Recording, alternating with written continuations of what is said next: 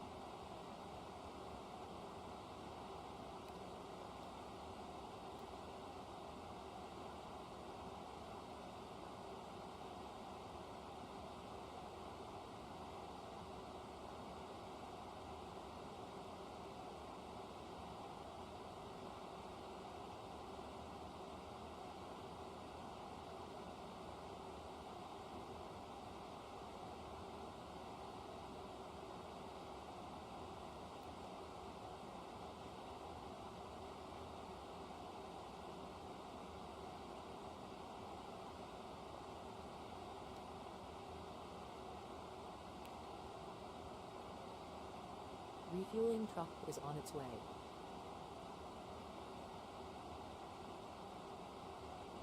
Please don't load aircraft until the fuel truck arrives and ask to do it.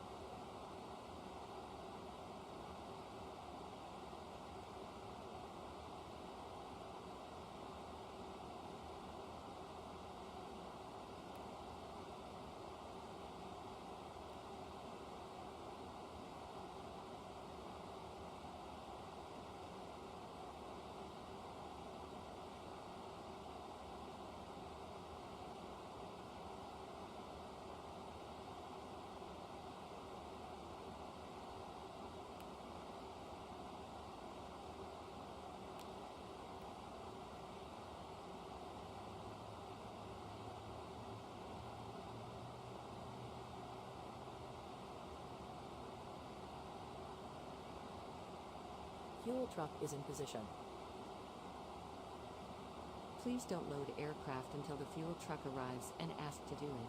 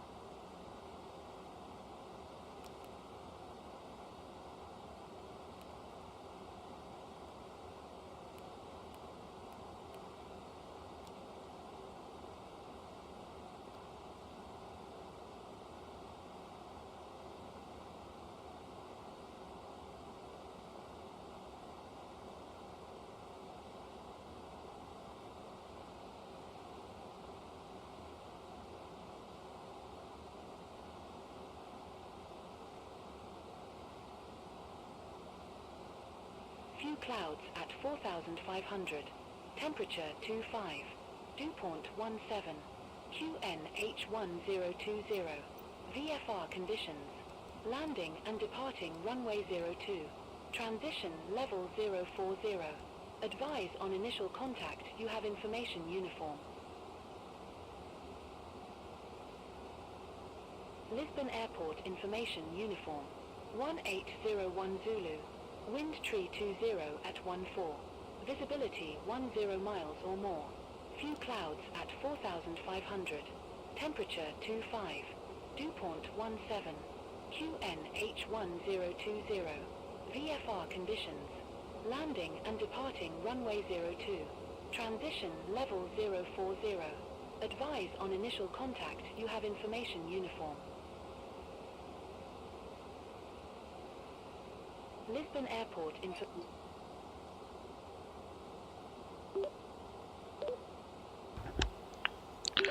Lisbon Clearance Air Portugal 11 X-ray, request IFR to Madeira with information uniform at gate 114.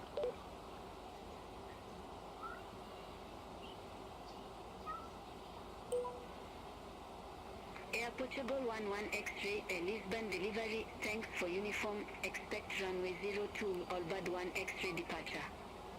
Squawk 3742.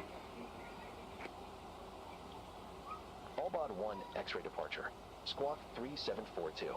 Air Portugal 11 X-ray. Air Portugal 11 X-ray, read back correct. Contact ground 121.755 when ready for pushback or engine start. Ground 121.755 when ready. Air Portugal 11 X-ray.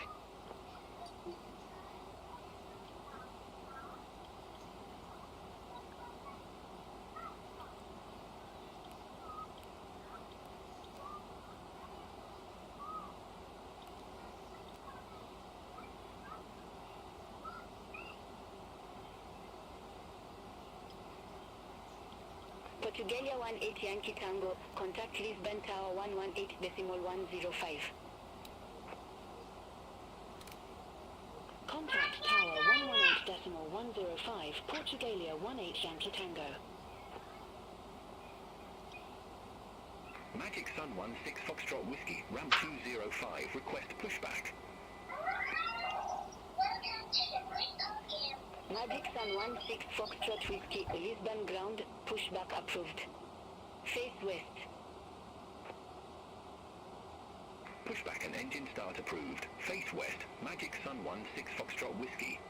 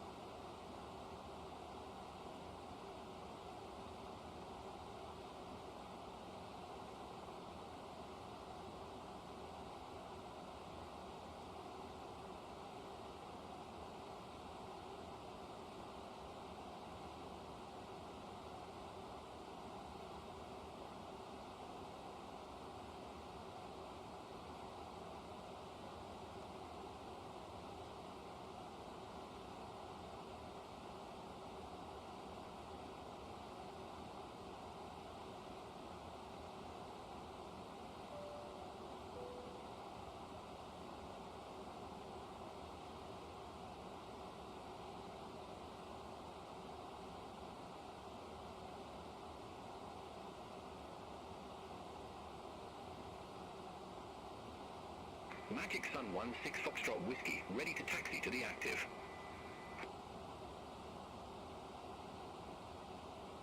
Magic Sun 16 Foxtrot Whiskey, runway 02 taxi via Zulu 2 in November 3 a Delta in November 2. Runway 02 taxi via Zulu 2, November 3 Delta, November 2 Magic Sun 16 Foxtrot Whiskey.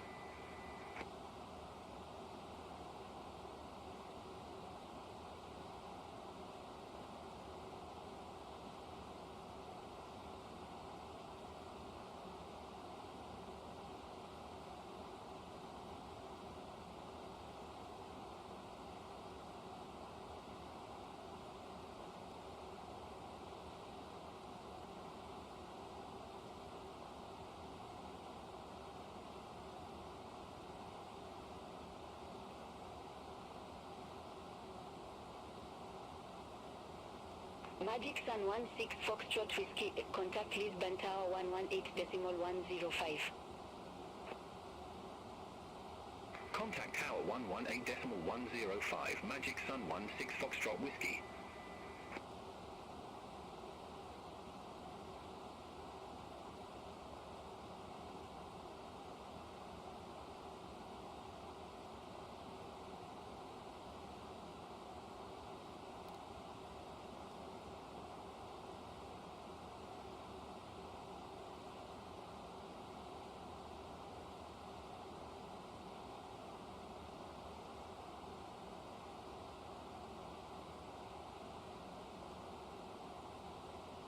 Boarding requested.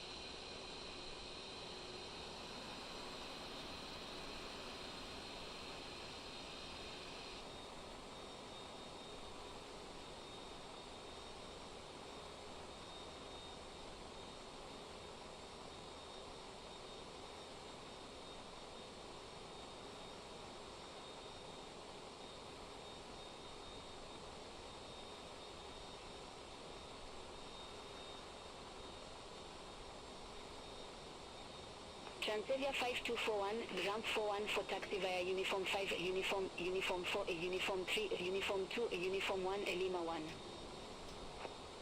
Passengers boarding started. Ramp for 1 for via Uniform 5, Uniform 4, Uniform 3, Uniform 2, Uniform 1, Lima 1, Transavia 5241.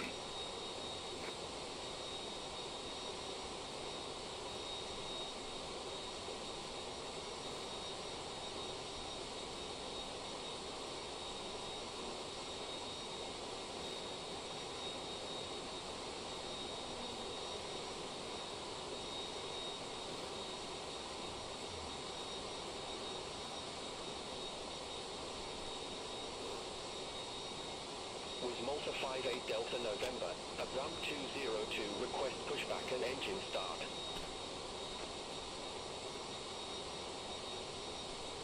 With Malta 58 Delta November, Lisbon ground, pushback and engine start approved. Face north. Pushback and engine start approved, face north, with Malta 58 Delta November.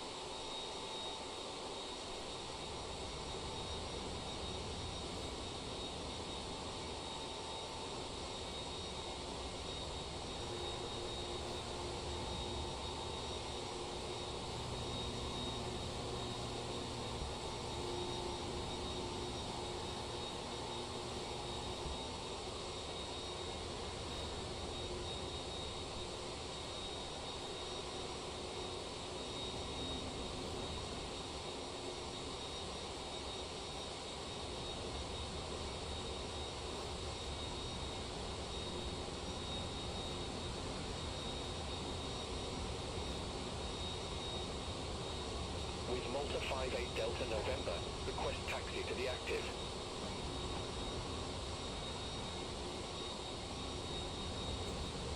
With Malta 58 Delta November, runway 02 taxi via Zulu 1 Mike 48 Delta to November 2. Alright, we'll taxi to runway 02 via Zulu 1 Mike 4 Delta November 2 with Malta 58 Delta November.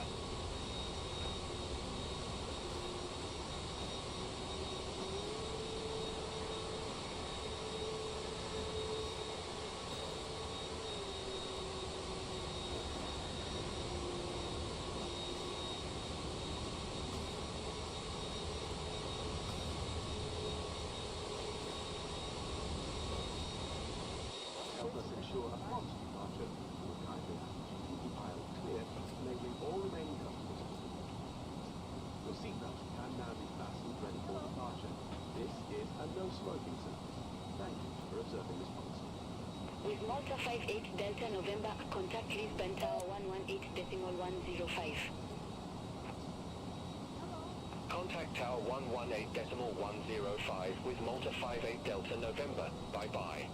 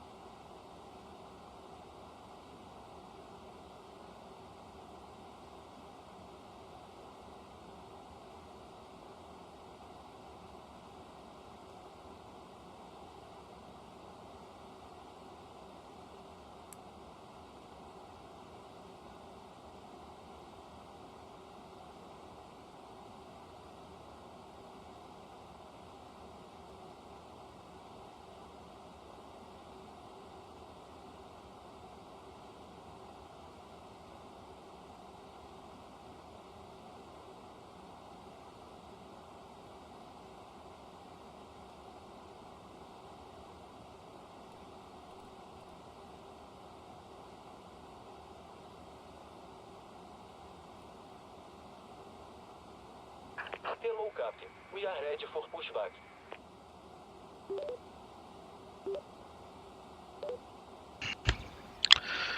Lisbon ground air Portugal 11 X-ray, gate 114, request push and start.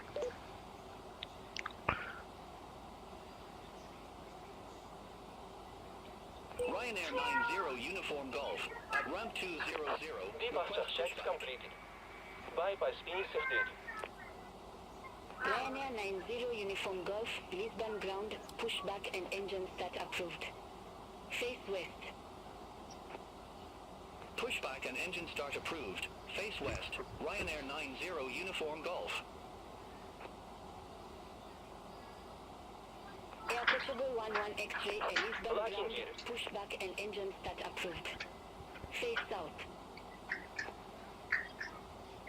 Pushback and engine start approved. Face south. Air Portugal 11 X-ray.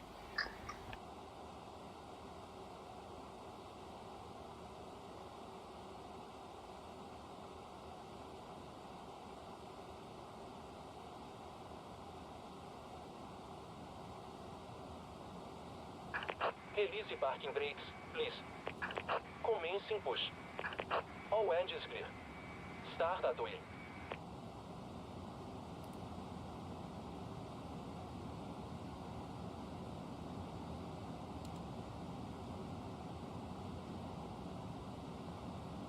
Royal Air Maroc 983, Lisbon ground, pushback approved.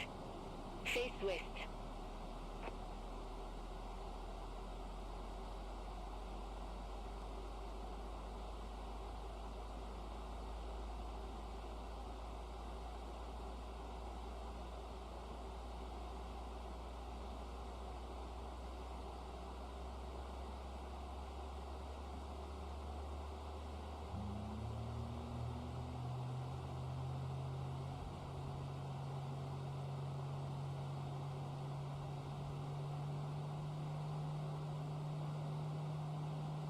Ryanair 90 Uniform Golf. Taxi for departure.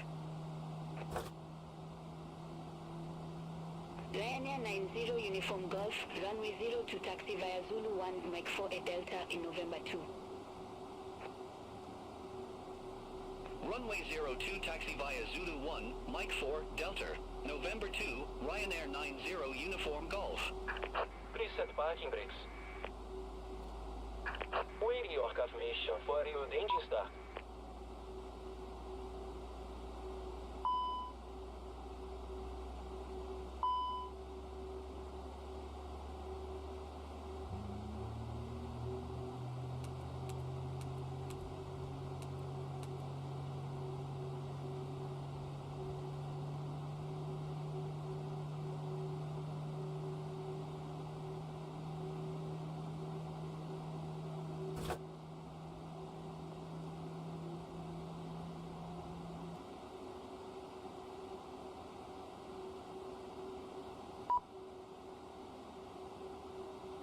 Ryanair 90 Uniform Golf, contact Lisbon Tower 118.105. Cockpit to ground. We have a good engine start. Contact tower You can disconnect. 118.105. Ryanair 90 Uniform Golf. Have a good afternoon.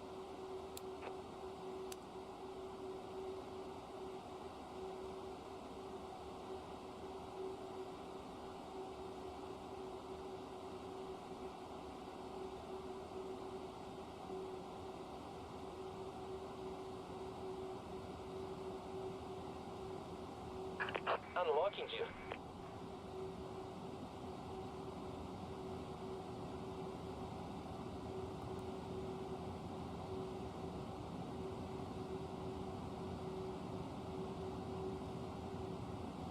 Royal Air Maroc 983, runway 0 to taxi Total via disconnecting. Whiskey 1, Whiskey 4 Bypass Alpha 4 Lima. Alpha, Alpha 3 a Yankee, Alpha 2 Mike 1, Mike 2, Left Mike is 2, clear. Mike 3, Right Mike is 4, clear. Mike 5.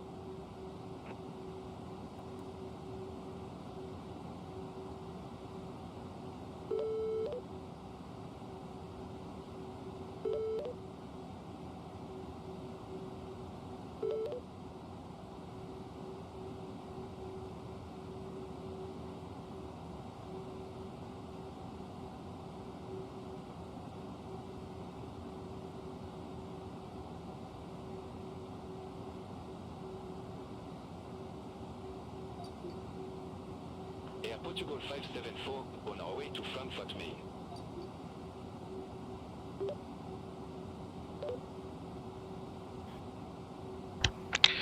Ground Air Portugal 11 X-ray, request taxi for the active.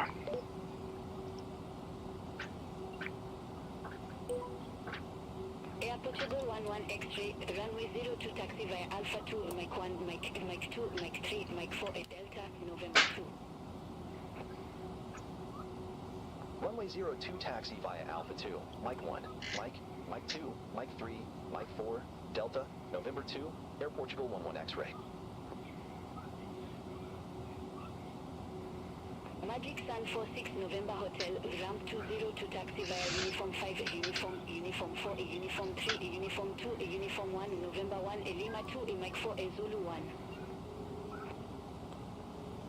Ramp 202 via Uniform 5, Uniform 4, Uniform 3, Uniform 2, Uniform 1, November 1, Lima 2, Mike 4, Zulu 1, Magic Sun 46 November Hotel.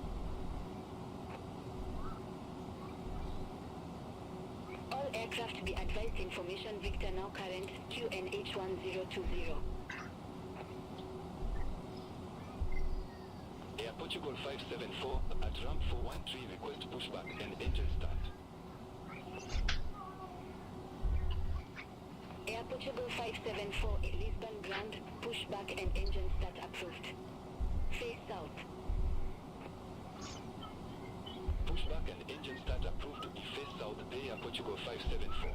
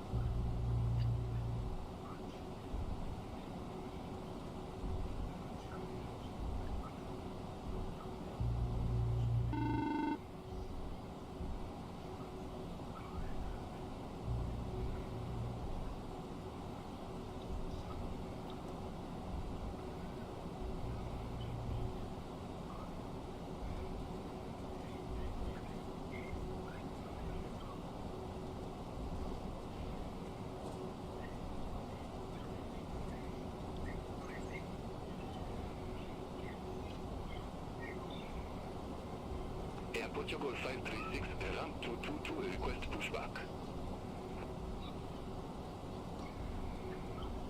Air Portugal 536, Lisbon ground, pushback approved. Face north. Pushback and engine start approved. Face north, Air Portugal 536. Air Portugal 11 X-ray, contact Lisbon Tower 118.105. Contact Tower 118.105, Air Portugal 11 X-ray. Lisbon Tower, Air Portugal 11 X-ray, ready for departure, runway 02.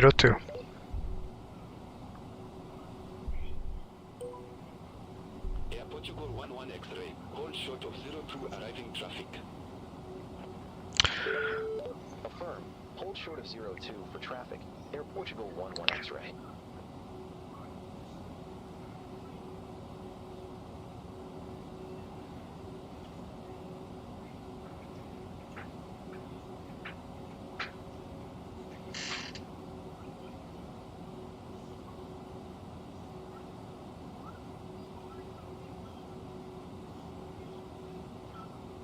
Speedbird 5 Lima India, wind 330 at 13, runway 02 clear to land. Runway 02 clear to land, Speedbird 5 Lima India.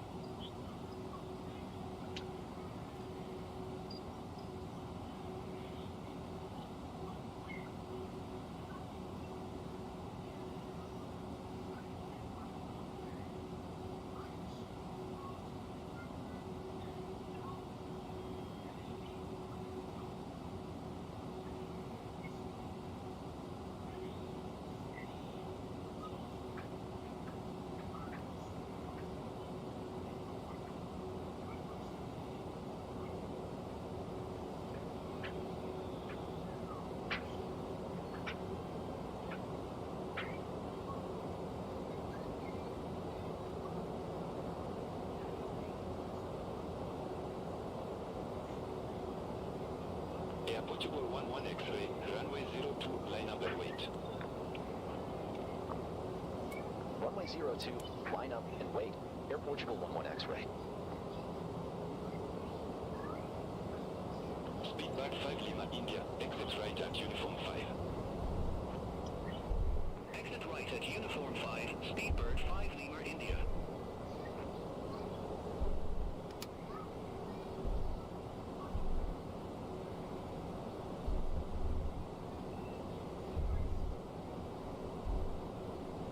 Air Portugal 574, ready to go, runway 02. Air Portugal 574, number 1 for departure. Hold short of 02. Affirmative, hold short of 02, Air Portugal 574. Air Portugal 11 X-ray, Lisbon Tower, wind 330 at 13, runway 02, cleared for takeoff. Runway 02, cleared for takeoff. Air Portugal 11 X-ray.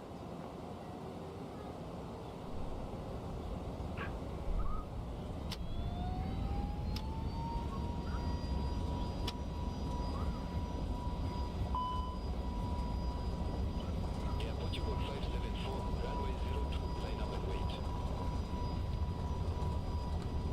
Runway 02, line up and wait, Air Portugal 574.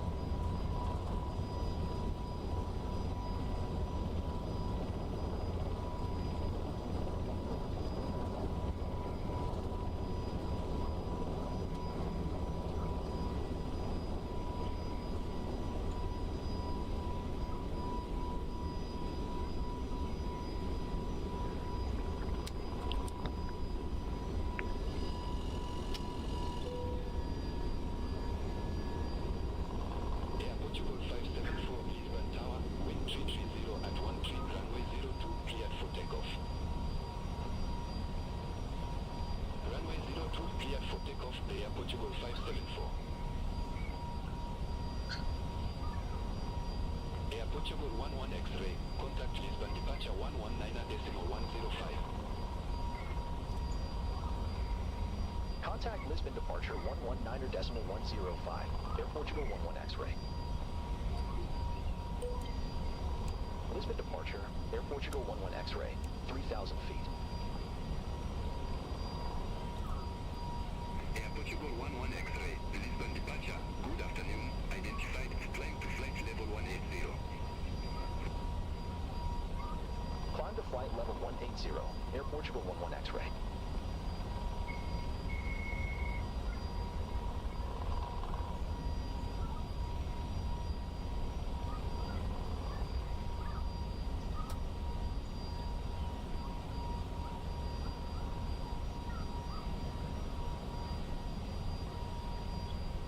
Lisbon departure, Air Portugal 574, 1,200 feet.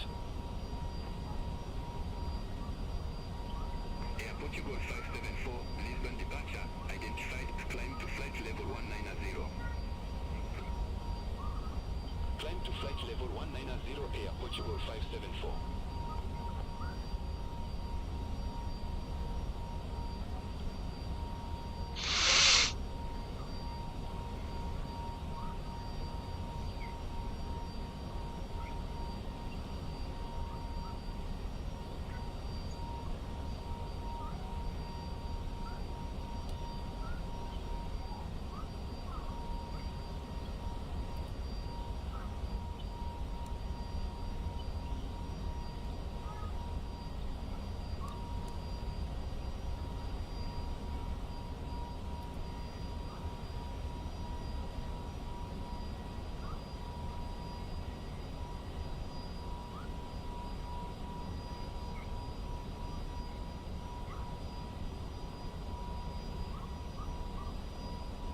Lisbon departure, Air Portugal 536, 1,200 feet. Air Portugal 536, Lisbon departure, good afternoon, identified, climb to flight level 190. Climb to flight level 190, Air Portugal 536.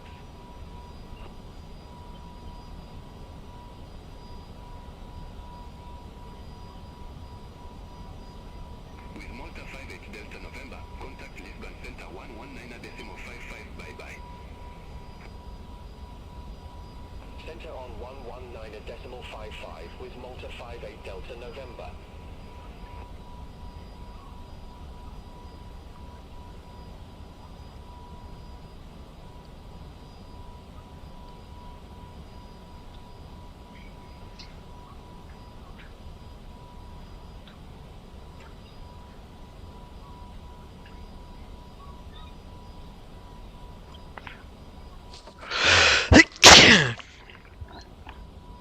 Air Portugal 11 X-ray. Contact Lisbon Center 119.55. Have a good afternoon.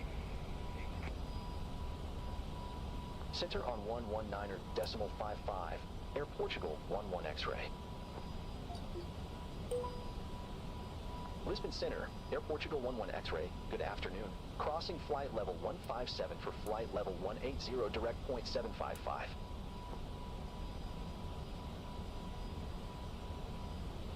Air Portugal 11 X-ray, Lisbon Center, good afternoon, radar contact, climb to flight level 370. Climb to flight level 370, Air Portugal 11 X-ray.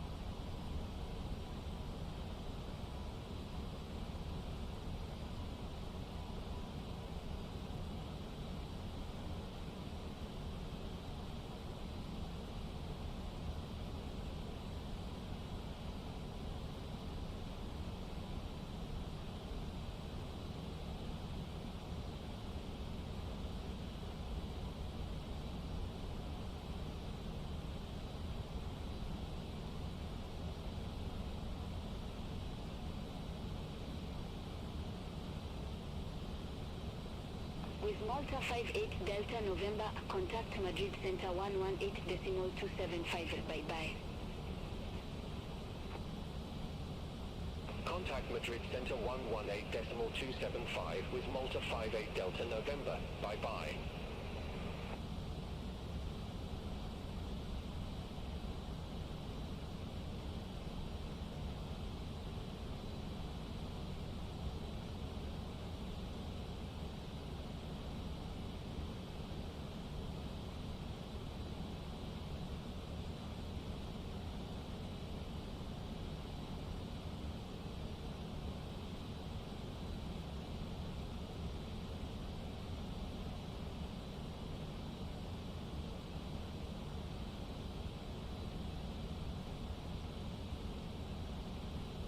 Easy 8 for Bravo Zulu, you are assigned flight level 350. I show you at flight level 339. Climb to flight level 350. Roger, climb to flight level 350, Easy 8 for Bravo Zulu.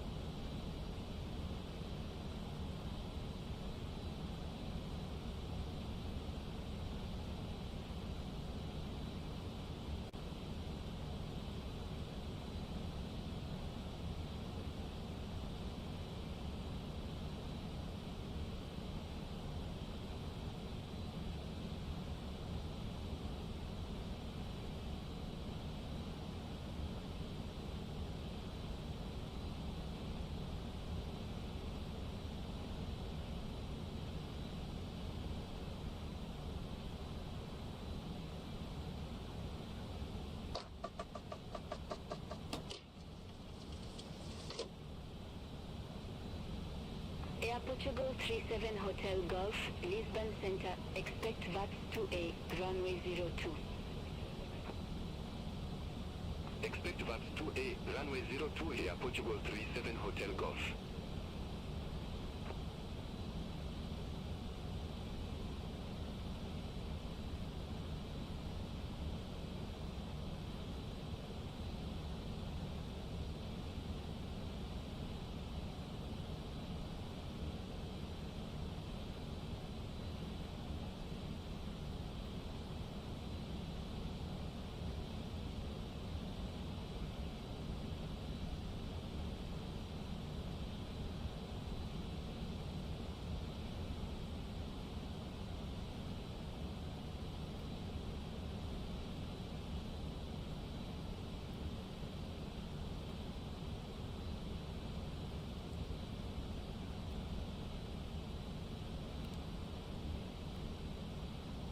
Air Portugal 1558, you are assigned flight level 330.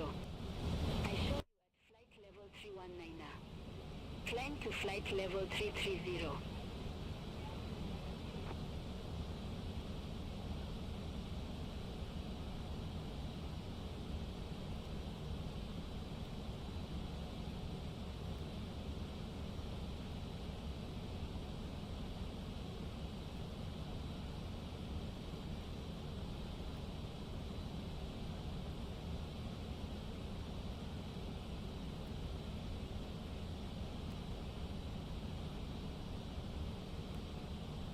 Lisbon Center, Ryanair 90 Uniform Golf. Through flight. Line 80. Climb to flight level 380, Ryanair 90 Uniform Golf.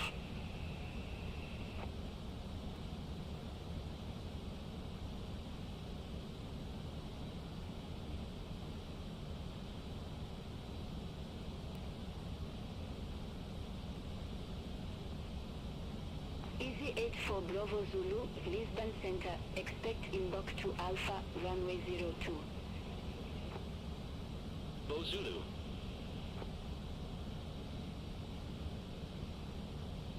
Air Portugal 37 Hotel Golf, VATS 2A, runway 02. Report ready for descent. VATS 2A, runway 02, ready for descent, Air Portugal 37 Hotel Golf. Air Portugal 37 Hotel Golf, descend to flight level 250. Descend to flight level 250, Air Portugal 37 Hotel Golf. Air Portugal 37 Hotel Golf, descend to flight level 070.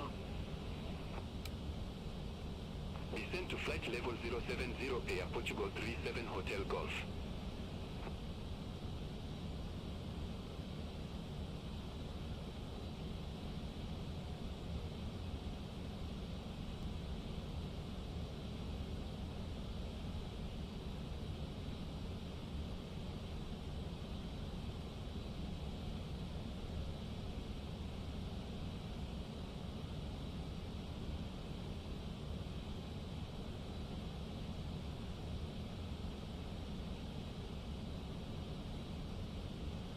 Portugalia 1337, contact Lisbon arrival 125.13. Contact Lisbon arrival 125.13, Portugalia 1337.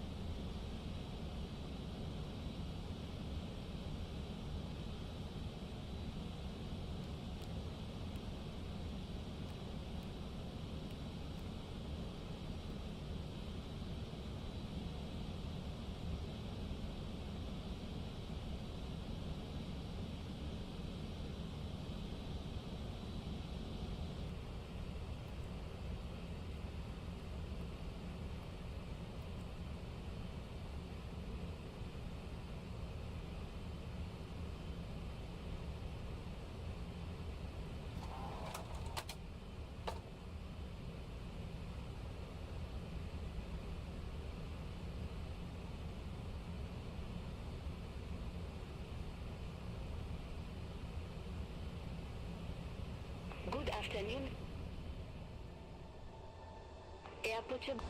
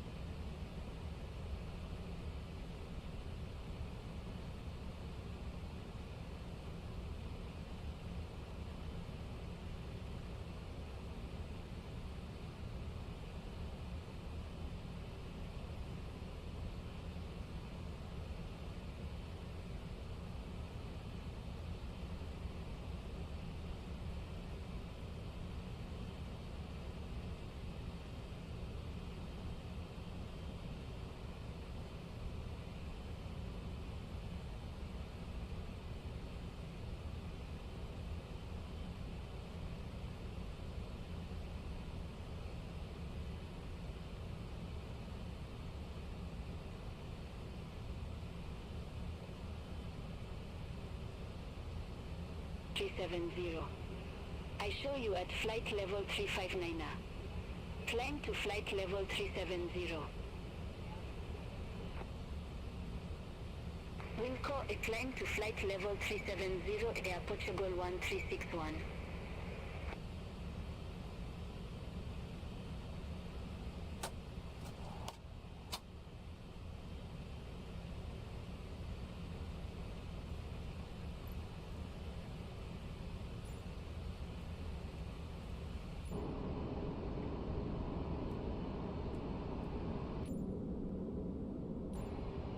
Jet 7 Lima Echo, contact Madrid Center 118.275, bye-bye. Alpha, runway 02, ready for descent. Easy 8 for Bravo Zulu, descend to flight level 080. Descend to flight level 080, easy 8 for Bravo Zulu.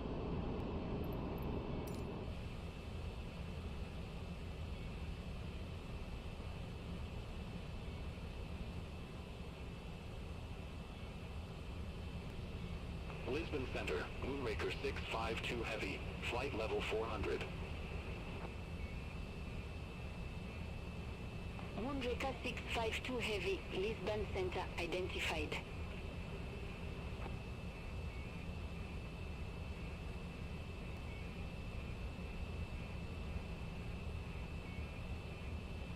Air Portugal A3 Romeo Lima, descend to flight level 070.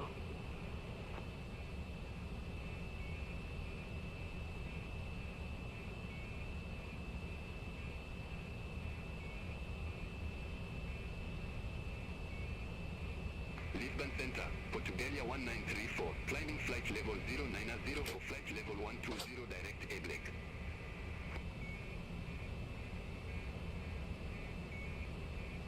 Portugalia 1934, a Lisbon Center identified, climb to flight level 240. Climb to flight level 240, Portugalia 1934. Good evening, climbing flight level 170 for flight level 190. Good evening, radar contact, climb to flight level 380, Air Portugal 574.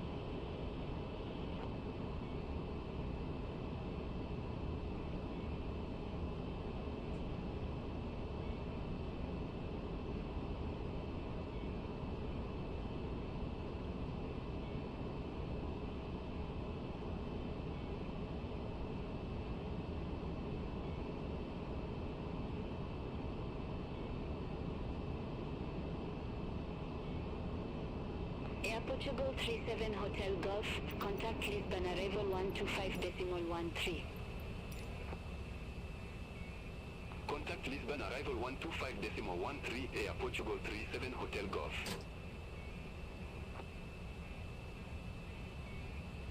Air Portugal 1361, Lisbon Center, expect inbox to Alpha, runway 02. Expect inbox to Alpha, runway 02, Air Portugal 1361.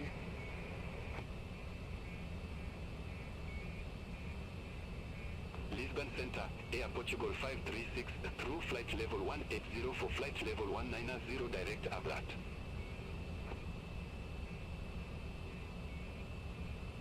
Air Portugal 536 through flight Delta identified, climb to flight level 380.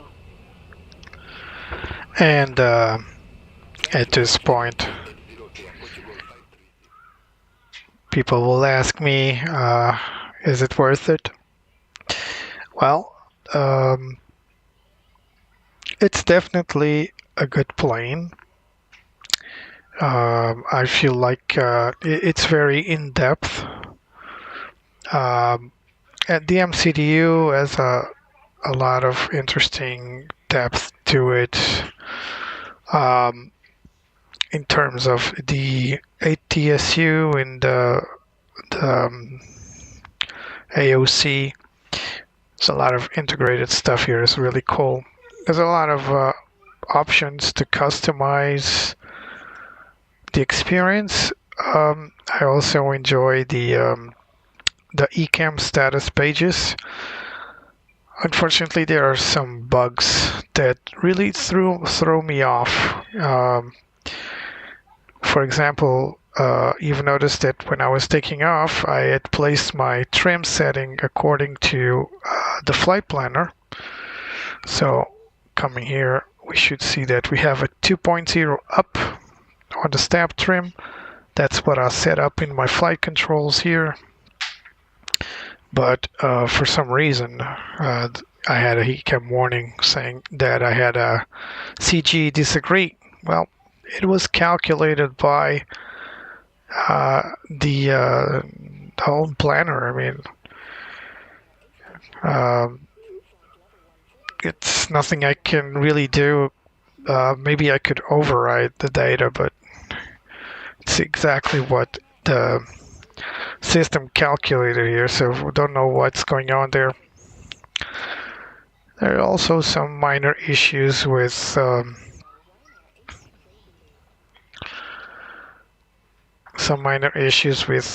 flight controls. I feel like the ground handling is a bit too stiff. I do fly the Phoenix A320 a lot. I really wanted the Neo because I thought that, I wasn't going to wait. I still buy the Phoenix eventually, but I just wanted the Neo, and as for shortcomings, the wing flex doesn't exist. So these wings, they don't move at all, which is a shame. It kind of breaks immersion. The cabin is also, as you saw earlier when I moved back, the cabin is single class, which is definitely not how most of these planes fly, especially the long range ones. And the sounds, I'm not a fan of this airplane sounds. That has been done. Other stuff has been done in recent products for the CFM engines, for the LEAP engines as well.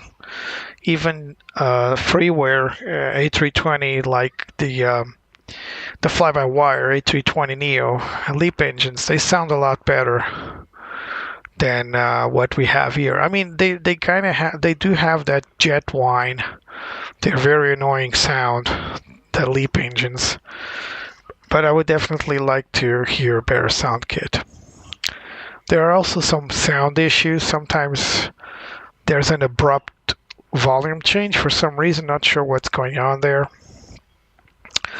I also had many crashes, lots of crashes before I decided to reduce some items in terms of graphics. I do have a powerful machine, but it seems that after some point I can't push the envelope too much because it kind of sounds like the optimization wasn't done that well in terms of memory. So sometimes it crashes. I also found the textures a little bit left to be desired. I mean, what's this? Don't really know what's this. I don't know what's this is either. Looks weird. The panels are okay, I suppose, but there's some textures that are just subpar.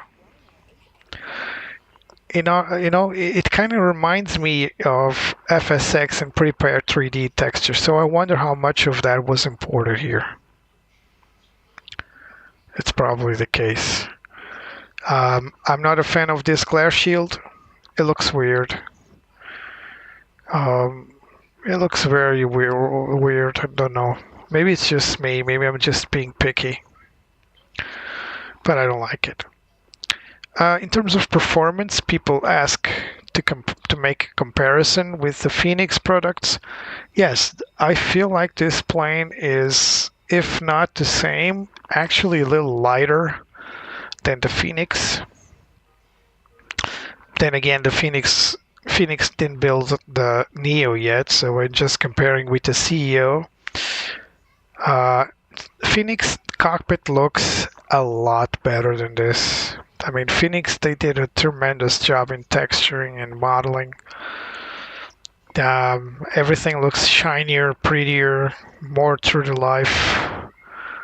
Gritty when it has to be gritty, and shiny when it has to be shiny. This one, I mean, look at this.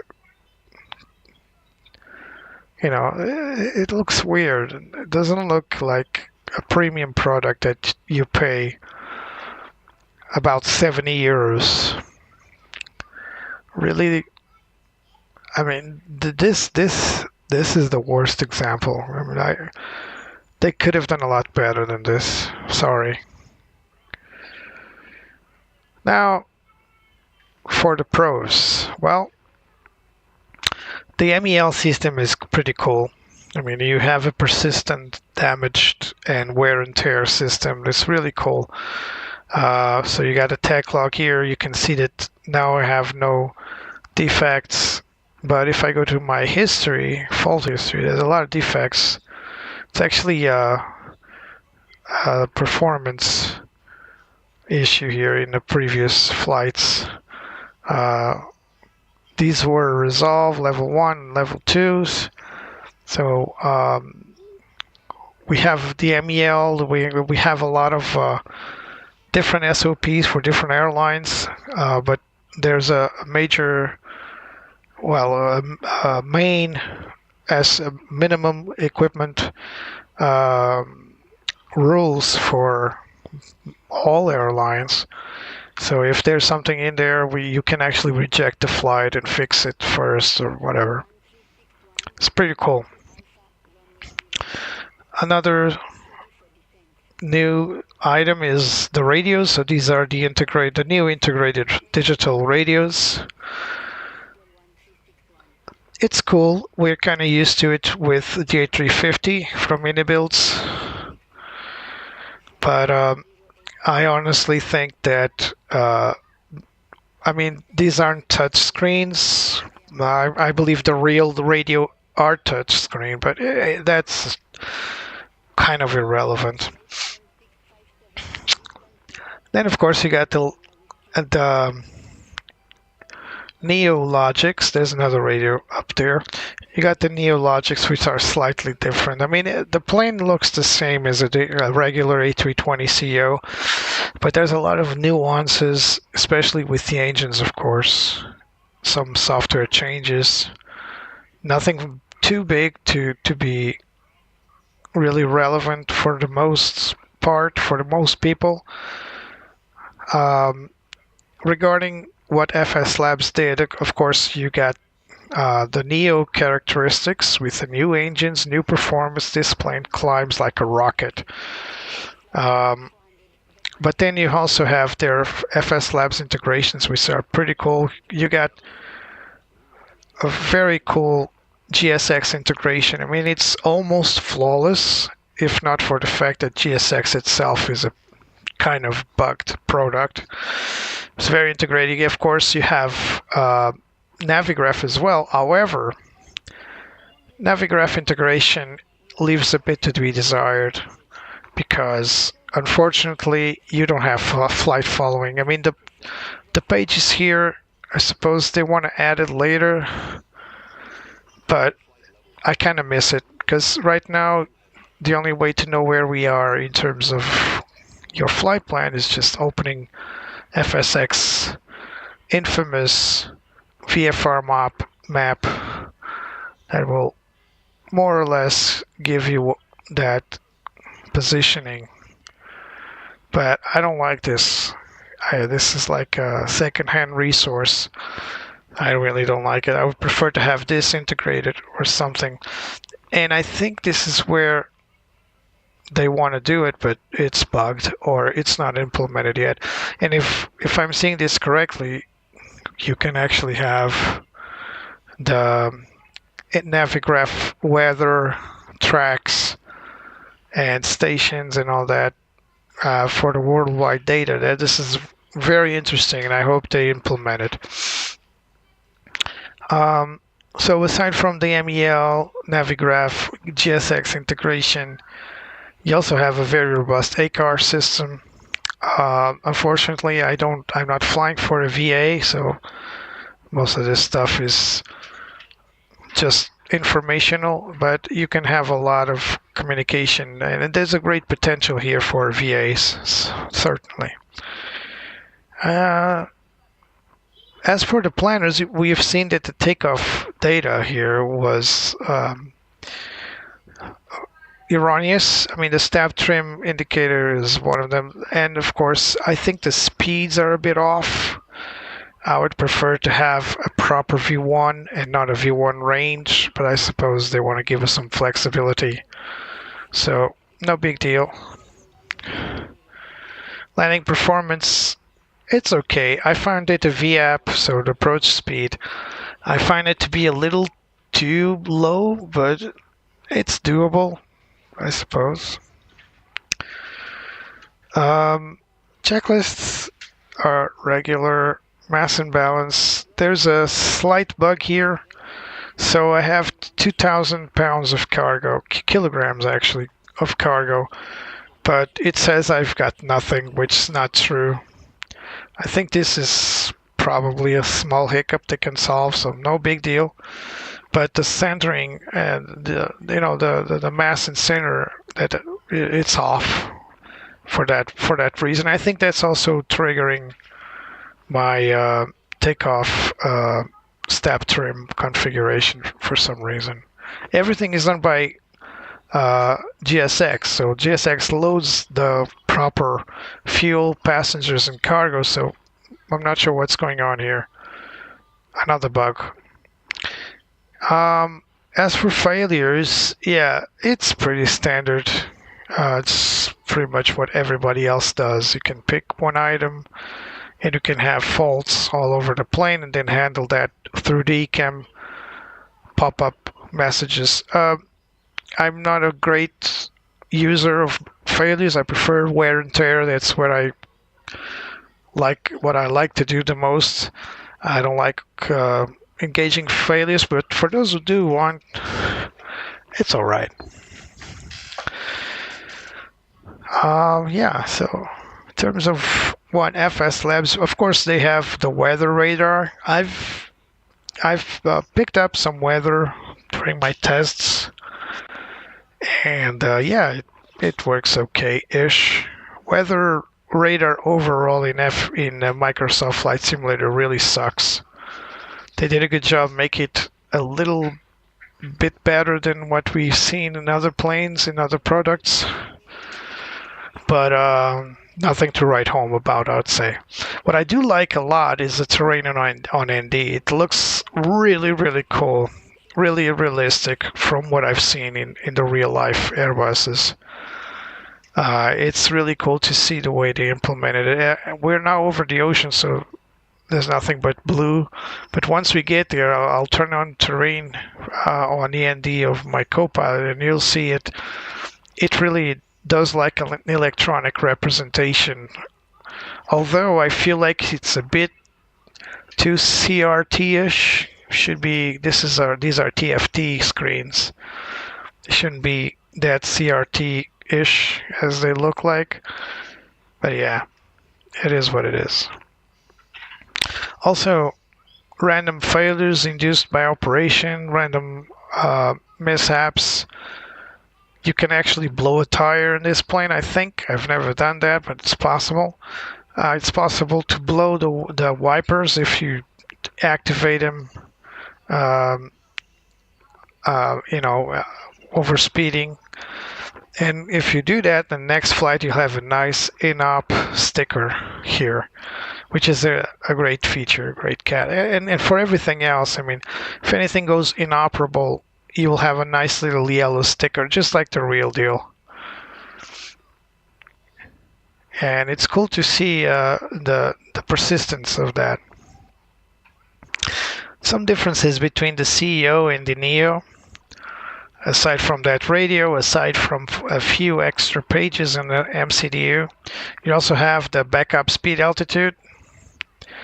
Not sure if all planes have this, but this one has. It's a pretty cool feature. To be honest, I don't really know what's the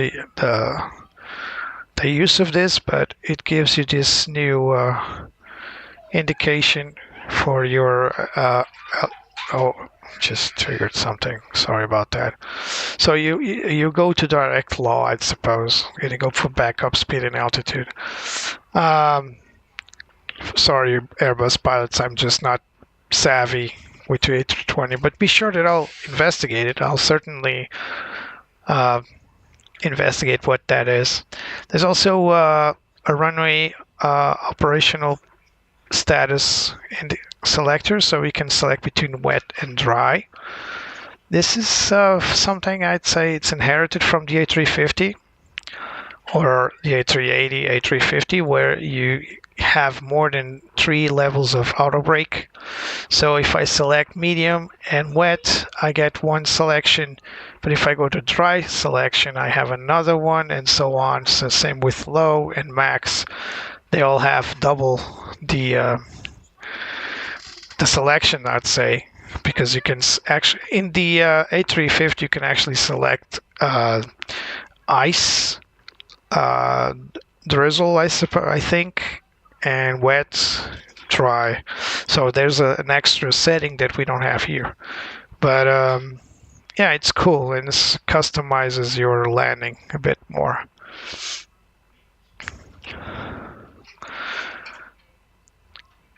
So in terms of user friendliness, I'd say that the Phoenix is a much more user-friendly airplane. This is a little more complicated. It does the same things, but you need extra steps to do them. And for some, that's a setback. Some people don't like to make it really. For example, I didn't create a secondary flight plan. This one you're able to select, just like Phoenix, you can do the same thing. But the way it works is a little different. So you have a secondary flight plan, and you can now, in the Phoenix, when you want to create, let's say, a single engine takeoff procedure as secondary flight plan. Secondary flight plan is a little weird. To program, you have to select for the first waypoint after the climbing. So after 1,000 clearance, I don't think that's the way it works. In here, it's a little much more streamlined, I'd say. Other stuff that's different from the Phoenix is the way you initiate your aircraft. So in the Phoenix, all you need to do is load the plane. You will already have the Simbrief preloaded. All you need to do is initiate the aircraft here, and then it will write everything down. Here you have to go to the ATC com, so extra steps really. So let's go to AOC in it, and then you select. Now we don't have it here, but you would have to select the initiator here with the right button, and then you'll have your flight plan loaded. So yeah, it's slightly different, some extra steps to do the same. Now let me tell you, there's a lot more stuff in this that I'm not covering, but I'm not that in-depth or Airbus pilot. But one thing that I've always been told, I'm friends with real-life Airbus pilots, and they all tell me that the FSLabs is the GOAT. Now this is coming from pilots' perspective. They of course want to see more FMS stuff, more MCDU stuff. They want to see proper handling, proper checklists. They want to focus on the depth of the systems, whereas we simmers, we tend to look at the other stuff like visuals and sound. So if you're still divided whether or not you should wait for the Phoenix Airbus Neo, or if you want to jump into this to this one right now, my advice is, if you like the shiny stuff, if you like the immersion and all that, then definitely take the Phoenix. As it is right now, the Phoenix CEO is for me the best product in the market. You get your bang for the buck buying the whole 320 family for the price of one FSLabs A321Neo. So that says a lot. You have the A319, A320, A321 for about 80 euros, I think. Correct me if I'm wrong. Maybe it's more, but whatever. It's worth the money, trust me. But I think Phoenix slept on the job. I think Phoenix had the opportunity to continue work on their product, bring us a very good product by implementing several different items that are missing, such as the weather radar, for example, is one of them. MEL, weathering and visual weathering, like visual ice accumulation, which is something that the FSLabs already do that. Even the Unibuilds 350 does that now. So Phoenix just slept on the job. This is my opinion. I think they knew they had a great product, and it is a great product. But as the other ones moved on, they moved towards the more eye candy stuff. And I think that Phoenix just disregarded that. I think that Phoenix just didn't care, and that's not good. So we have a plane up ahead. We're looking for it. We're ahead of ATC, which hasn't called that aircraft in yet, but is definitely there. So we'll reduce our range here. So he is about 25 miles to forward left. Right, oh, there he is. We can see it now. The contrail, at least. So we'll keep an eye on that guy. I think he's moving from right to left, but it's definitely entering our danger zone. But just keep an eye out. So back to our flight, actually back to our conversation. Again, if you want eye candy stuff, the immersion, great animations, great textures, great modeling overall, plus the in-depth systems, because the Phoenix are really in-depth, then definitely buy the Phoenix, even if it's just the A320. If you want something more professional, I would say it's kind of weird to say that word, professional, with an entertainment product, but it is what it is. And you don't really mind the sounds, the looks. You don't really care if it's not exactly like the real deal in terms of looks. But you're interested in systems. You're probably taking a type rating on the Airbus A320, or 21 for that matter, and always pick FSLabs. Currently, FSLabs does not have anything other than the A321. So they have the A321CEO with and without sharklets, or winglets if you want, and they got the 21Neo that we're flying right now. So that plane is passing by us. It's no longer a threat. So if you want the 20 A320 or the 19, you need to go to Phoenix. But if you want an Airbus experience, an Airbus simulation, you don't really care about the plane size.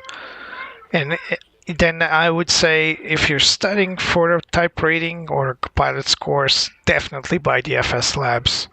For the sake of in-depth systems, there's very little stuff that's not model here. I mean, I can show you what is not model, and it's very little.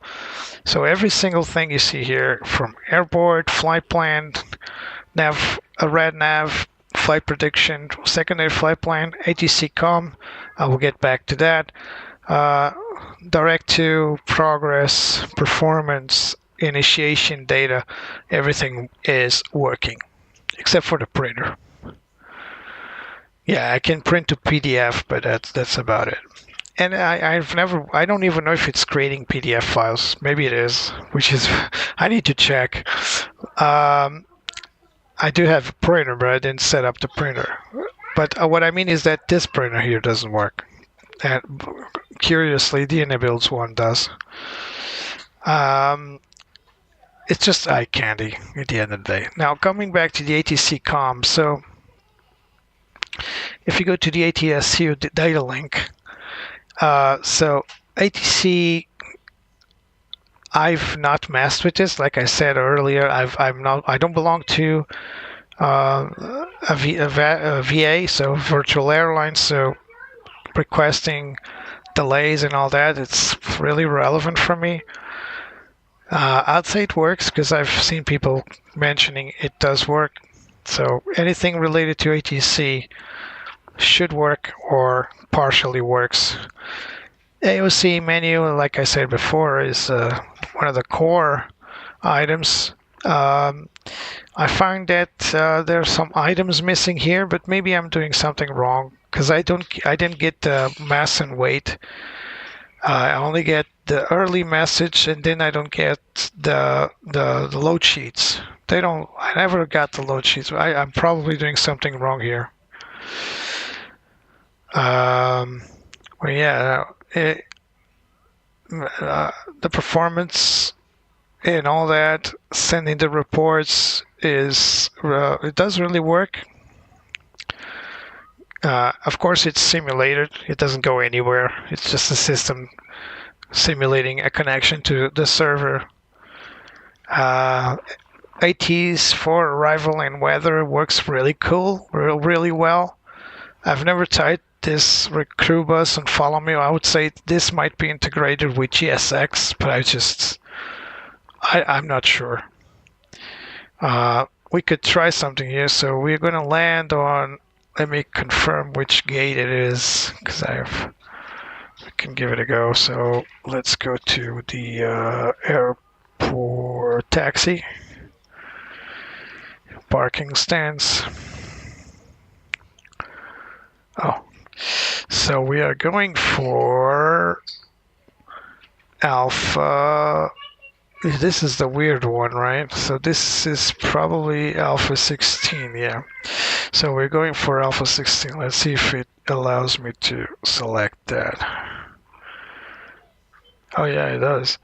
So we can request a follow me or a crew bus. Not sure what's the point, but you can do that. So coming back here, if you go to the main menu, there's something here that's not working. So if you go to aids, it's not implemented. So the jump ahead feature, I will talk about it in a moment. So these two are not implemented. This is pretty much the only two things I've noticed have not implemented. Not sure if they'll ever be implemented. It's just that they're here, but they're not working. For the jump ahead system, no, I've not messed with this, but I think it allows you to teleport to these waypoints. The reason why I've not done that is because this will mess with Beyond ATC like crazy. So Beyond ATC is monitoring our position right now. If I suddenly warped ahead, it starts going berserk, and it actually starts giving out some errors. Remember, Beyond ATC is AI, so it can probably adapt, but sometimes it does, sometimes it doesn't, so I better not risk it. Failures, we've talked about that in the electronic flight bag, but you can also do it here. And then we have all these options. They are just alternate systems preferences, and stuff that you can also do in the electronic flight bag, like fuel planning, payload, all of that has been handled. Oh, you see, the cargo is gone. The cargo is gone. For some reason, it's not loading cargo. I think this is a bug. I should have zero fuel weight should be. So zero fuel weight should be 62.4, and it's currently 59.4. So there are 2,000 pounds of cargo missing that's never been loaded. It was loaded for a moment, but it disappeared. And if I do something here, if I suddenly want, okay, let me add the cargo here. If I do that, it will allow it, it will eat it, but then after a moment it will delete it. So there's something wrong with the cargo loading for the moment. So it's not here. No matter what I do, I keep trying, and it's cargo. I've read in the forum someone else complaining, so I'm pretty much sure payload is messed up. So this is our external controls units. So everything you would expect to customize and make the flight experience suit your desire. There's only one thing I've done here, which is, where is it? Controls. This is something I advise you to do it as well. So rudder pedals, yeah. The sticky button on the rudder pedals, if you don't make it sticky, this button right here only moves the rudder, the nose wheel steering while pressing. If it's not sticky, then you're going to have to press the button and keep pressing to adjust your ground nose wheel steering, and that's a bit annoying. So make it sticky. That's the only thing I actually did, and it helped a lot. So we're coming up on the top of descent. That's what that white arrow there over there says. So it's about 35 miles. We're gonna confirm 80s. Actually, we're going to request a new METAR for Madeira, just to confirm our 80s data. So METAR, let's see. Let's wait for it to reply. Here it is. So yeah, nothing changed except for the winds. No longer gusting, but it's still crappy down there. So previously we were having like gusts 30 or something. So QNH didn't change. Temperature is now 22. We now have 1019. So 1020. So 1019er. So and yeah, temperature 22, that we've done that. So we're going to check our approach speeds again, because I think we should increase ever so slightly. So we're going to config full. I suppose the QNH 1021. Yeah, let's calculate it again. And VAP is now increased to 130, so let's add 1 knot to that. All right. And yeah, so looks good.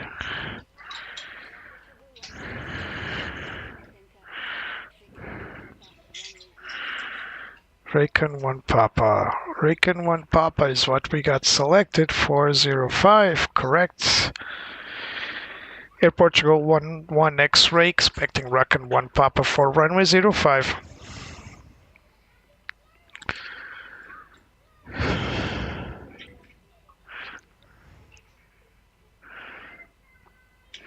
Alright, so they're going to tell us, confirm it once more and then tell us to descend. So we're going to call people back to their seats.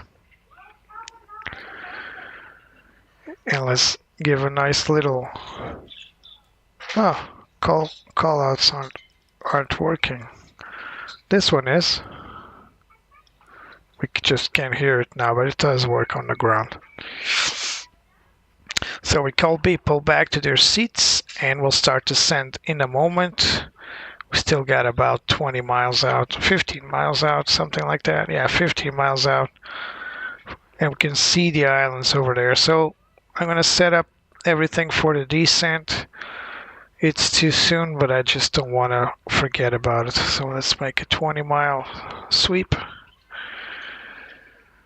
And let it be as such. So 10 miles out, we want to get a second brief confirmation for the approach phase. We'll definitely transition via pylon. That's always done like that. And then we'll make our approach. So we're going to prepare our checklists.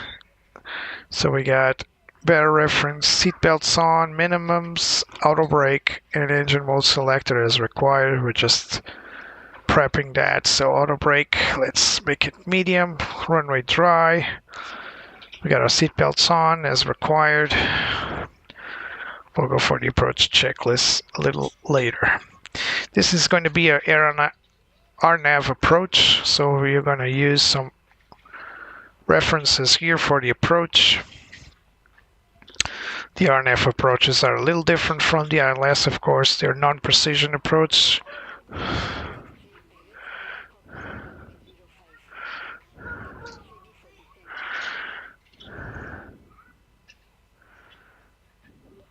Air Portugal 11 X-ray, ready for descent.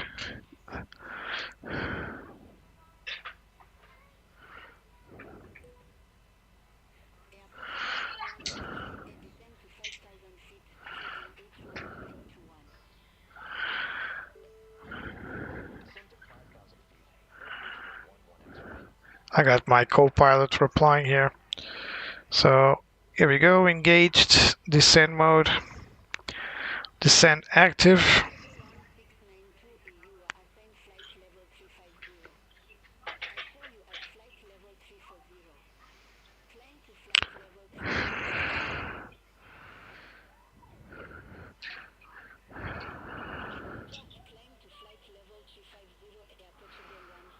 So we got our seats on.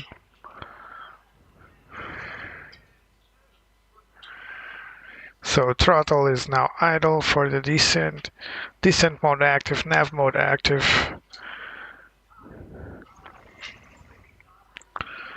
Smooth like a baby's butt.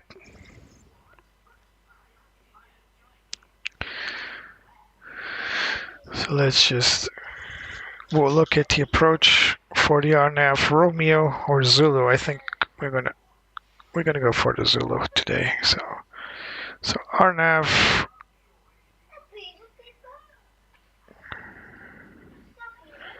So we're gonna come down from Raycon all the way to pylon, and then we're gonna make an RNAV Zulu approach, which is this bad boy here.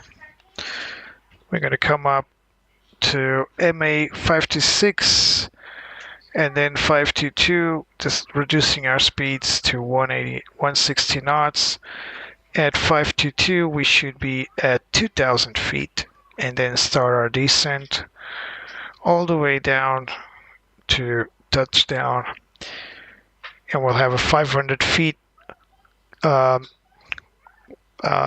decision height, which is what we have here at 0.1 RNP. We should have a 500 feet warning, and then we should be able to look at the runway, perform a right turn. Unfortunately for us, we do not have an icon for the airplane, because when I do this on either a Phoenix A320 or the Builds A350, I'm able to follow this line precisely by looking at my magenta triangle. Fortunately, we don't have that here. So it's not doing flight. It's one of the things I would consider to be a bug. But yeah. Just for the kicks, these are the other RNP approaches. This is another RNP approach for runway 05. If we do need to perform a go-around, we're going to have to come back here to Monac. And when we do that, then we're going to have to make a holding pattern and go back and try again. I hate this missed approach procedure. This is the visual approach, so purely visual. There's nothing to it. It just descends to the minimum approach speeds and altitudes, 190 knots. And then when we are in base turn, we are 2.3 nautical miles from JIL, and then make a visual for the runway. Pretty standard. And then we got the alpha approach, which will force you to go back here to Monac. So you're going to have to make a Yankee approach after this. It's going to make your approach here to MA6566 and then direct to Monac. And after that, you're going to have to come here and pick the Yankee approach to try again. So this is the reason why I like the Zulu RNP Zulu, because it's pretty straightforward. But still, if you've missed approach, you're still going to have to come down here to Monac and then try the Yankee approach again. So the Yankee is like the secondary last resort if you have to perform a missed approach. You also have the VOR approach, but this I don't think this is used for main commercial airlines, probably used just for the small general aviation planes. I'm sorry for not being centered. Alright, so let's go back to the Zulu approach, because this is what we are going to use today. Let's leave it here like that, and let's go back to our flight. So we're coming in to Raycon. So this is Madeira. This is where we're going to land. So we're coming in for Raycon, and then it's going to be a straight-in approach to Pilem, where we will cross at 3,000 feet, and then perform the RNAV approach to Madeira after that. So fortunately, we no longer have gusts 30. So hopefully this will go very smooth. Here's hoping.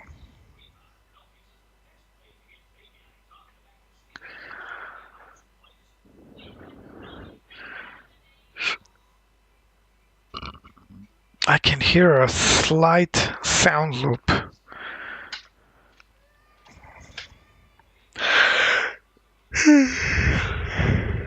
Sorry for being sleepy.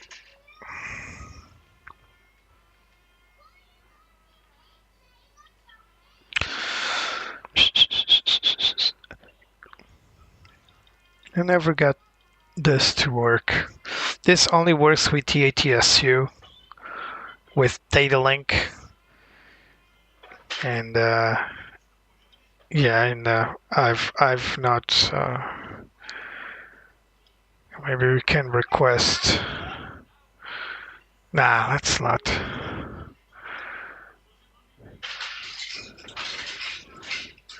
Yeah, the DC. This is the DCDU. So, I'm afraid I might mess everything up. So let's try pylon direct to pylon 3,000 feet at, I don't know, 200 knots. Do the weather. Let's.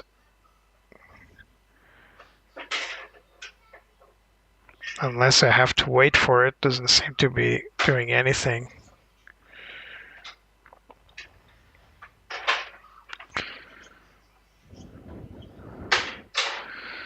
I think it's going to tell me that there's no connection.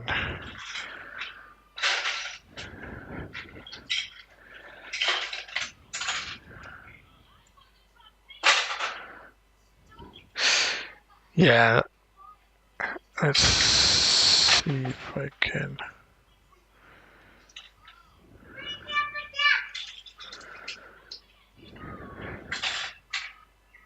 Nah, it's not. I need the proper ACARs to be working with that. But whoa, hold on. Oh, okay, yeah, it's just a notification failed. Yeah, sorry about that. It's just to show you that it's working, but I can't use it because it's only useful really for using ACARs with a VA.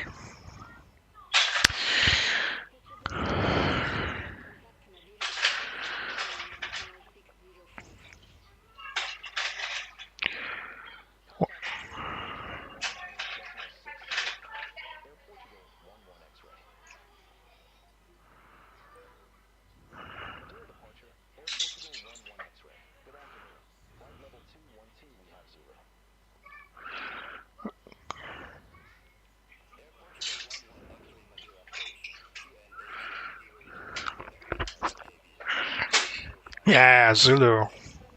Let's accept that.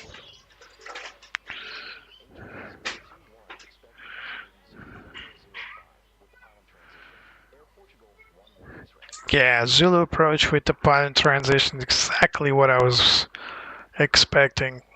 It's pretty much what everybody does. One of the things I've noticed with Phoenix is that the VNav is a little erratic. It will jump all over. In this plane, it's very stable. Very, very stable. Pretty cool, actually. And it will remain right there, even though the A320 is a little difficulty with drag. It requires extra drag with speed brakes. The A321 is a little different. But even with that, I think Phoenix VNav could be a little better. And in this plane, I've never oversped, I've never undersped. Everything runs smooth, and that's the way we like it. That's the way the real plane will operate as well, otherwise pilots would hate to fly the plane. It's looking a little too clear on the weather side, just a few puffs on the left side. Madeira looks pretty clean. Maybe that's the way it is. I can check the real weather in a moment just to confirm it.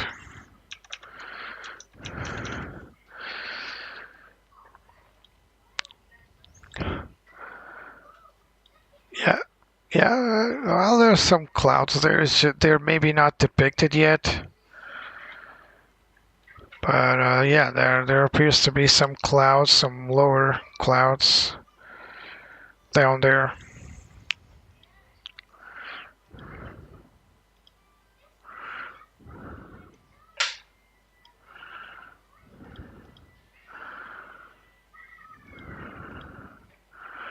Yeah, we can see some puffs over there. And of course there's this fog Oh, oh, hello. Came out of nowhere. I think the METAR just downloaded. Or something. Alright. I think I'm missing something. What am I missing? I've checked performance. I could check it again, but no purpose.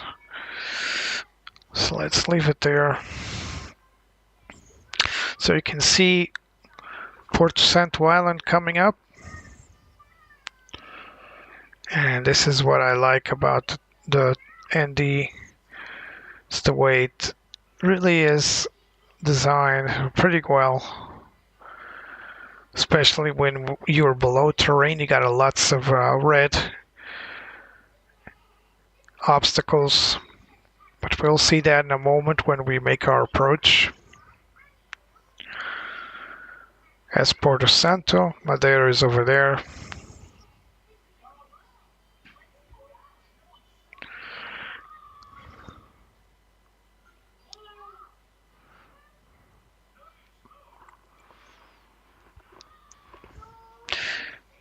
I like the shiny stuff, what can I say? Let's observe our plane from the outside. There's a lot of inaccuracies in this texture, but let's leave it at that. The name is wrong. The flightapp.com colors are wrong. And we talked about the wing flex is not working well. It's not working at all. There's also a typo. CX should be CS. CSTXI. It's a typo there. Overall, the text string on display, you see the Zeca Alfonso. There's no L in this name. But what are you gonna do? At least you got your favorite airline depicted, right? It could be worse. It could be a lot worse. We could have no textures, so let's be positive about it.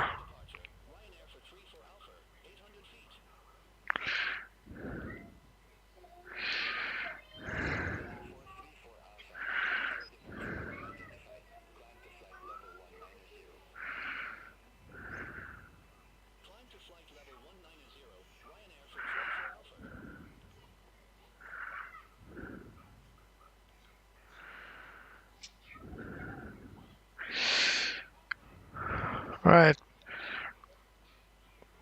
So now everything is going to start going faster.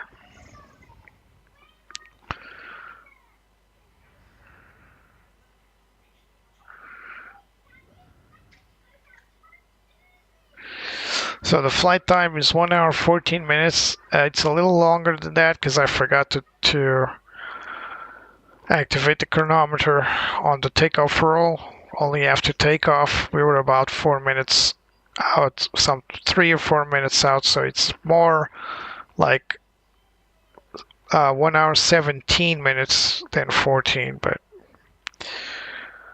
no biggie. So passing 12,000 feet, still descending. We're descending to 5,000 feet as per ADC instruction.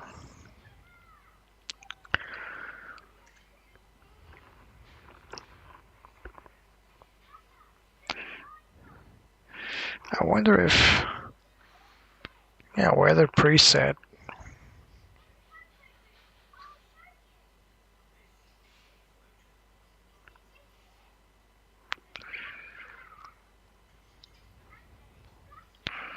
Will this change anything?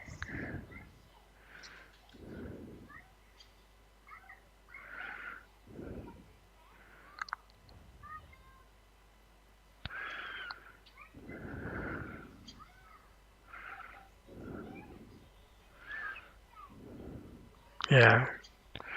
Alright, active sky is working.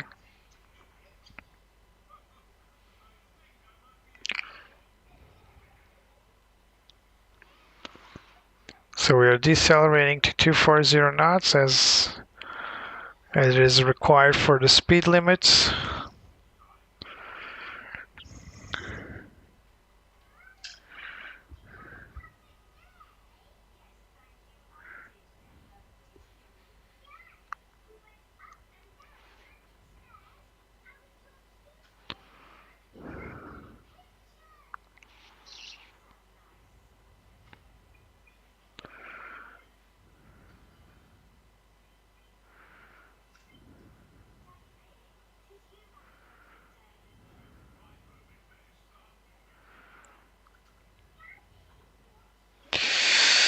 Coming up on pylon where we should cross at 3,000 feet. Let's see if we can get our descent rates close to that.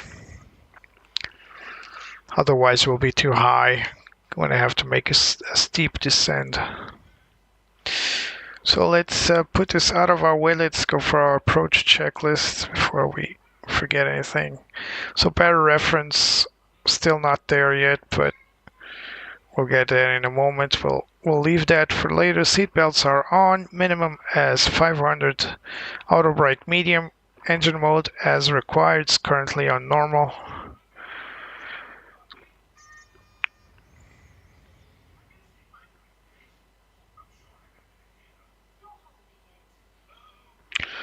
We'll run the checklists in a moment. So there's our runway right there. We can see it already. Let me zoom in a little bit for you guys. Somewhere over there behind the cloud. So there we go.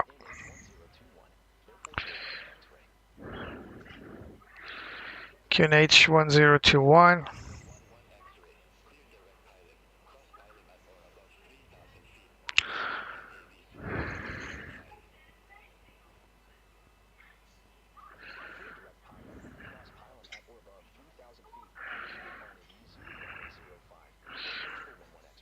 We got some tailwind already.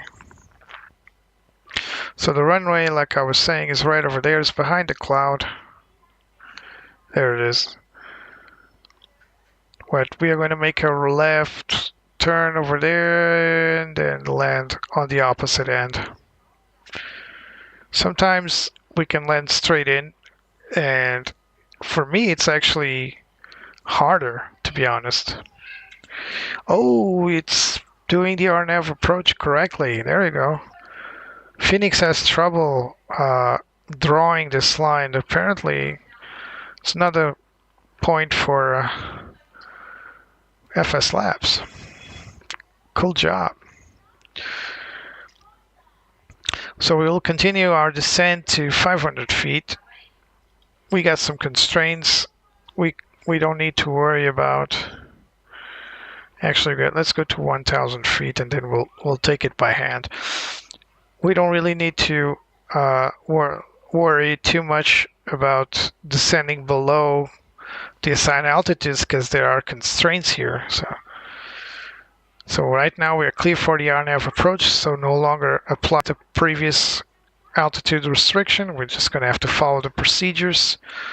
We'll continue our descent, making a left-hand turn, and then we'll make a very wide right-hand turn. We got a lateral, but it could be from the LS system because we are not conducting a precision approach.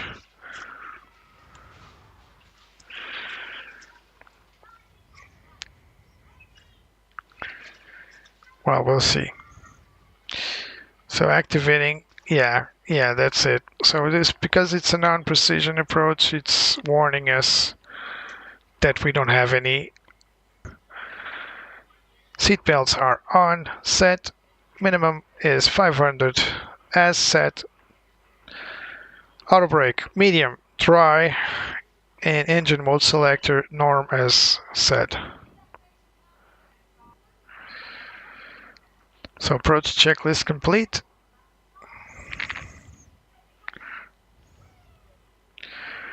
I really need a co-pilot to run this checklist. So it's now struggling to reduce speed, so we will just help him a little bit with some speed brakes and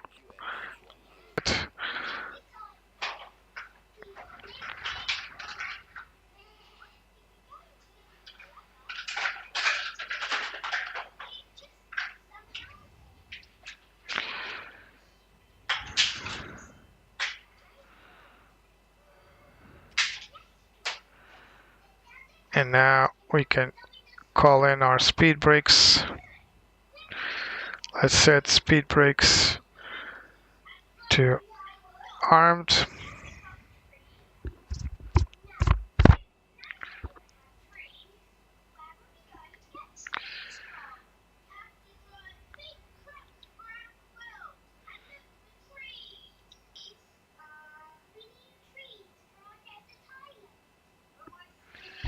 Let's turn on our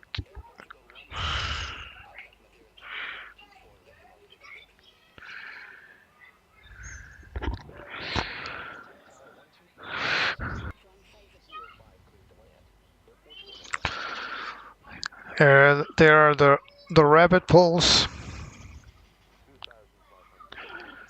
Check 2500. Landing checklist will be up in a moment. Speed check flaps 3 and gear down.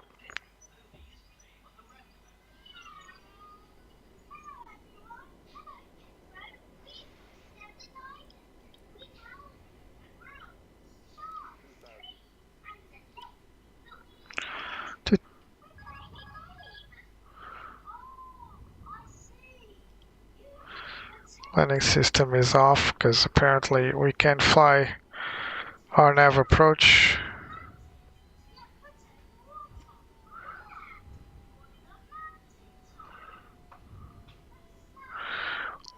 A little low.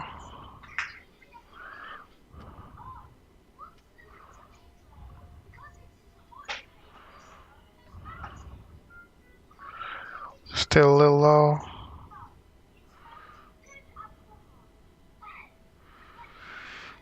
Spoilers arm. Landing checklist. ECAM status. Green, no blue. Let's turn right. A little too high. No one's worried. Can still make it. Seen a lot of pilots do this.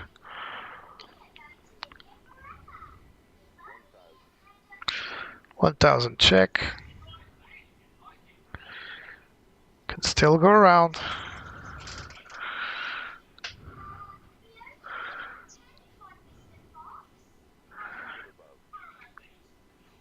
Check. Continue. There we go. Wind is not cooperating. Lots of wind.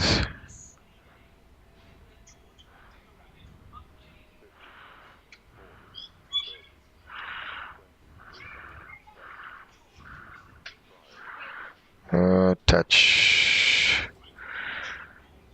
And there we go. Reverse.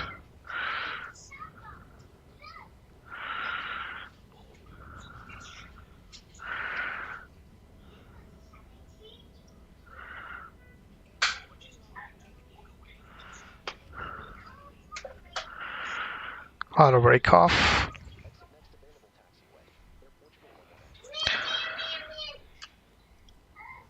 Could have been better, but I've done a lot worse.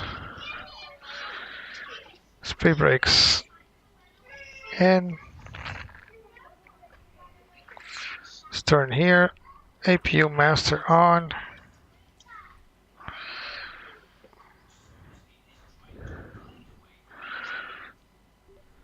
Tower, Portugal 11 X-ray, runway vacated.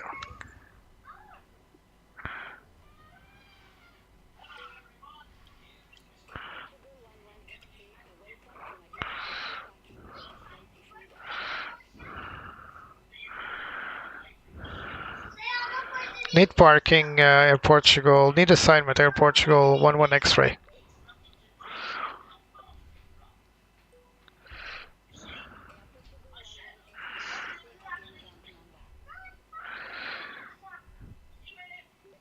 Ramp Alpha 7, Air Portugal 11 X-ray.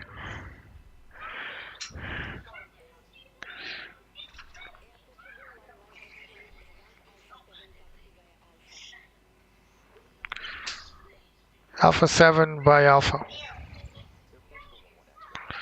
I was replying to the lady, mister.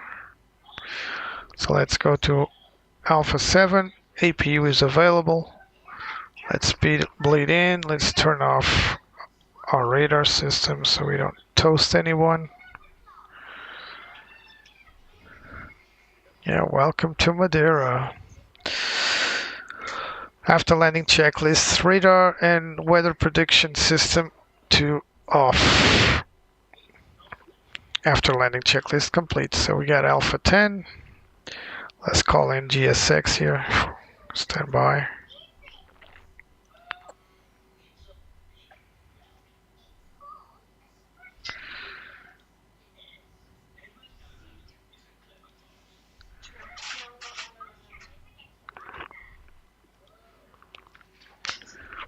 Alright.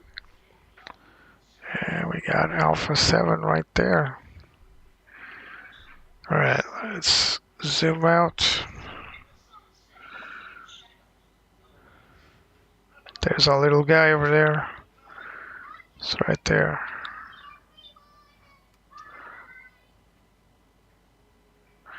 Turning in.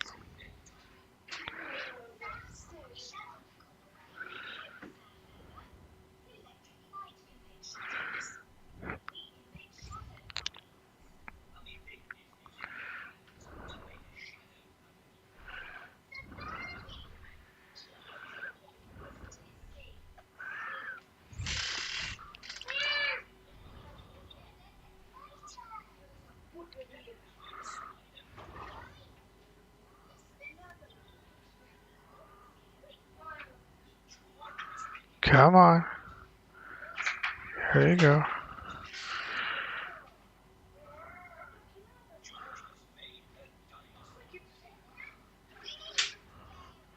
There you go. Parking brake set.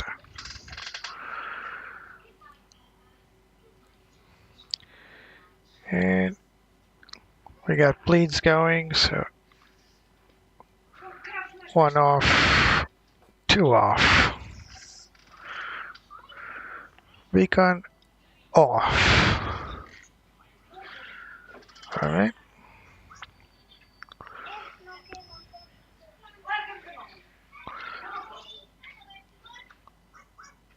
So waiting for the GPU. Wing off.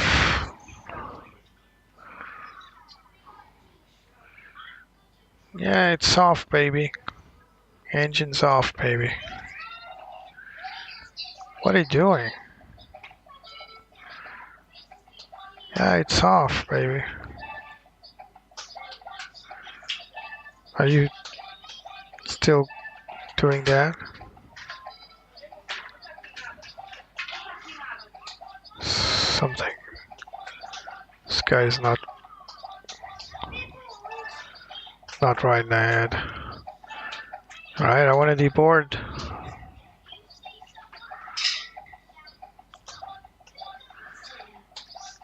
Chokes are on. Here we go.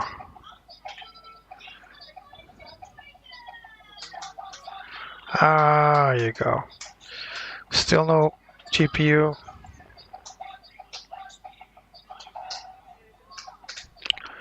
Alright, thanks. Finally. Alright, let's just check our wheel temperature. Ooh. frosty, so brake fans are on. Alright, let him deboard. Get off my plane. So, parking checklist. Parking brake or chocks are set. Engines are both off. Wing lights are off and fuel pumps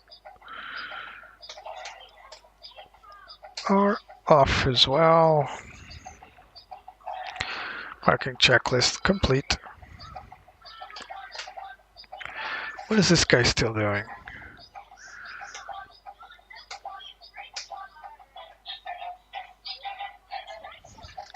What a loser. Go home, Mike. You're drunk. So, are people leaving or what? Yep, they're leaving. There they go. And off they go. Are you still dancing, dude? Guess not. Alright, so let's continue cleaning the aircraft. So everything appears to be okie dokie. Clear off the constraints. Alright, securing the aircraft. Oxygen off. Emergency exit lights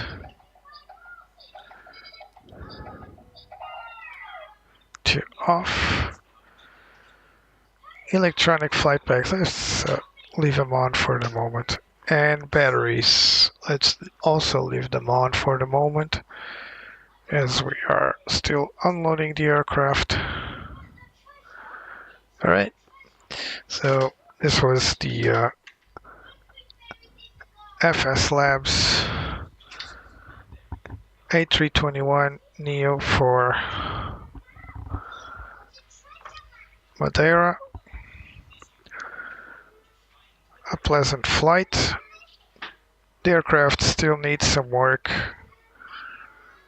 It's still a little buggy.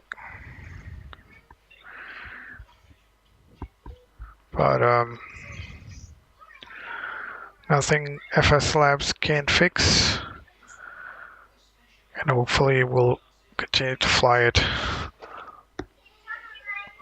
in the future. Now, thank you for watching, thank you for being here, and I'll see you next time.